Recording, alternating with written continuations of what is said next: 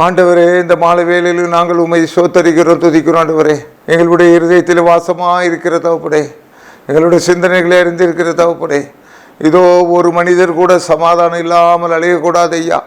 படைத்து வைத்திருக்கிற ஒவ்வொரு மனிதனுக்கும் நீர்தான் தகப்பனாக இருக்கிறீர், நீர்தான் தெய்வமாக இருக்கிறீர். ஆண்டவரே, பணத்தின் நிமித்தமாக, குடும்ப உறவுகள் நிமித்தமாக ஆண்டவரே சமாதானத்தை இழந்து தவிக்கிற இந்த சகோதரியை நோக்கி பாருங்க கர்த்தாவே, இந்த சகோதரனை நோக்கி பாருங்க கர்த்தாவே.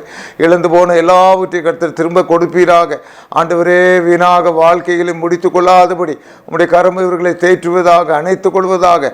உலகம் கொடுக்கிற சமாதானத்தை காட்டிலும் பெரிதான சமாதானத்தை கொடுப்பீராக. ஆண்டவரே, வழி நடத்துவீராக, ஆசீர்வதிப்பீராக. இயேசுவிலே வேண்டுகிறேன் நல்ல பிதாவே, ஆமீன், ஆமீன். சங்கீதம் 122 சமாதானம். கர்த்தருடைய ஆலயத்துக்கு போவாருங்கள் என்று எனக்கு அவர்கள் சொன்னபோது மகிழ்ச்சியாக இருந்தேன். எருசலேமே, உன் வாசல்களில் என் கால்கள் நிற்கலாயிற்று. எருசலேம் இசைவிருப்பான நகரமாய் கட்டப்பட்டிருக்கிறது. அங்கே இஸ்ரவேலுக்கு சாட்சியாக கர்த்தருடைய ஜனங்களாகிய கோத்திரங்கள் கர்த்தரின் நாமத்தை சோத்திருப்பதற்கு போகும். அங்கே தாவீதின் வம்சத்தாருடைய சிங்காசனங்களாகிய நியாயாசனங்கள் வைக்கப்பட்டிருக்கிறது. எருசலேமை சமாதானத்துக்காக வேண்டிக் கொள்ளுங்கள். உன்னை நேசிக்கிறவர்கள் சுகித்திருப்பார்களாக.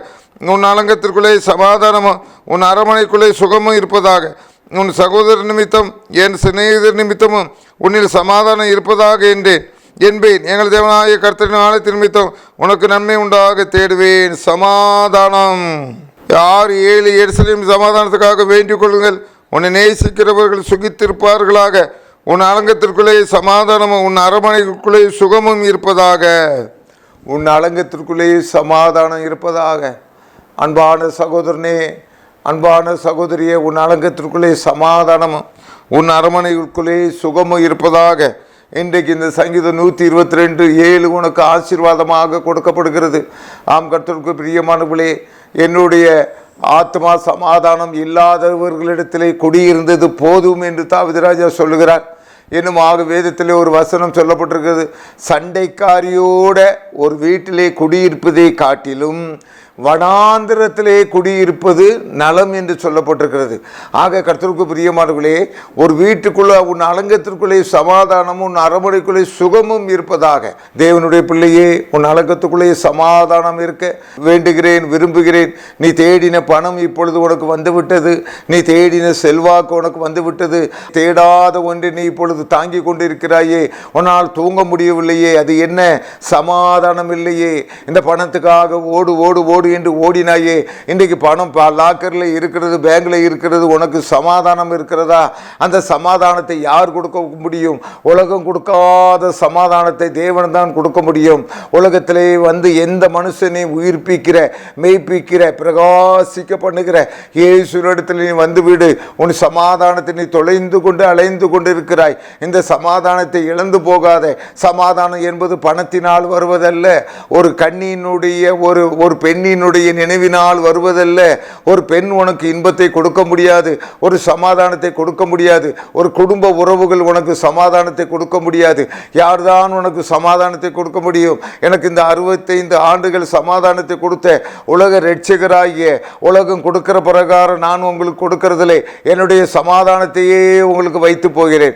ஆண்டவராகிய இயேசு கிறிஸ்து இந்த பூலோகத்துக்கு கொடுத்திருக்கிற பெரிய ஆசீர்வாதம் என்னவென்றால், என்னுடைய சமாதானத்தையே உங்களுக்கு வைத்து போகிறேன்.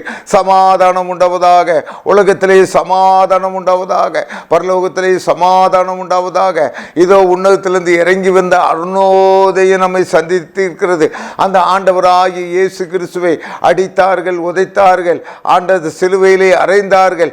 ஆனால் உயிரோடு எழுந்த பிறகு யோவான் 20:19 வந்து சொன்னார். அரை வீட்டுக்குள்ளாக அவர்கள் இருக்கையிலே ஆண்டவர் வந்து சொன்னார், உங்களுக்கு சமாதானம் உண்டாவதாக. ஆண்டவரை தேடி பிரியமான பெண்கள் நடந்து வந்து கொண்டிருக்கிறே, ஆண்டவர் சொன்னார், வாழ்க, உங்களுக்கு சமாதானம் உண்டாவதாக. இன்றைய தினத்திலும் உன்னுடைய வீட்டிலே ஆண்டவர் வந்து நின்று கொண்டிருக்கிறார். உன் அலங்கத்துக்குள்ளே சமாதானமும் உன் அரமனைக்குள்ளே சுகமும் இருப்பதாக.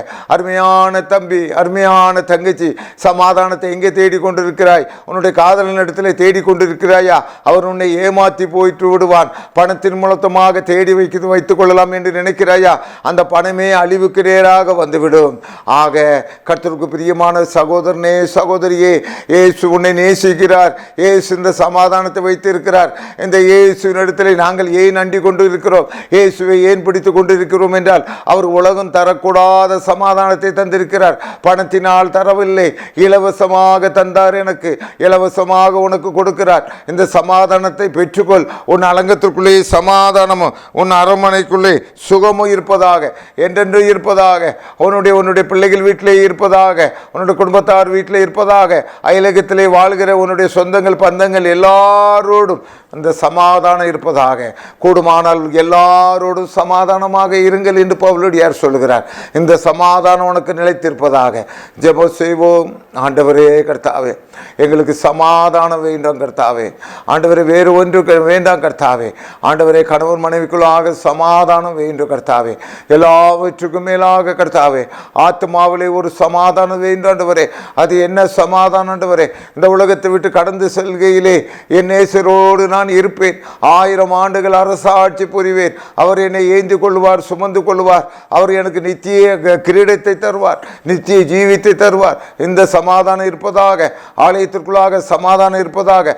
ஆலயத்துக்கு சென்று சமாதானத்தோடு திரும்புவார்களாக. தென்னிந்திய திருச்சபையிலே ஆண்டவரே சமாதானம் உண்டாவதாக. பிஷப் எலெக்ஷனிலே சமாதானம் உண்டாவதாக. எல்லாவற்றிலும் சமாதானத்தை கொடுப்பீராக. இந்த செய்தி கேட்டுக்கொண்டிருக்கிற ஒவ்வொரு இருதயத்தையும் சமாதானத்தினால் நிரப்புங்க ஆண்டவரே. குடியினாலே கெட்டு போயிருக்கிற குடும்பங்களிலே சமாதானத்தினால் நிரப்புங்க. பண தட்டுப்பாடினாலே ஆண்டவரே சமாதானத்தை இழந்து தவிக்கிற குடும்பத்துக்கு சமாதானம் உண்டாவதாக. இரட்சகர் இயேசு மூலம் வேண்டுகிறேன் நல்ல பிதாவே, ஆமென்.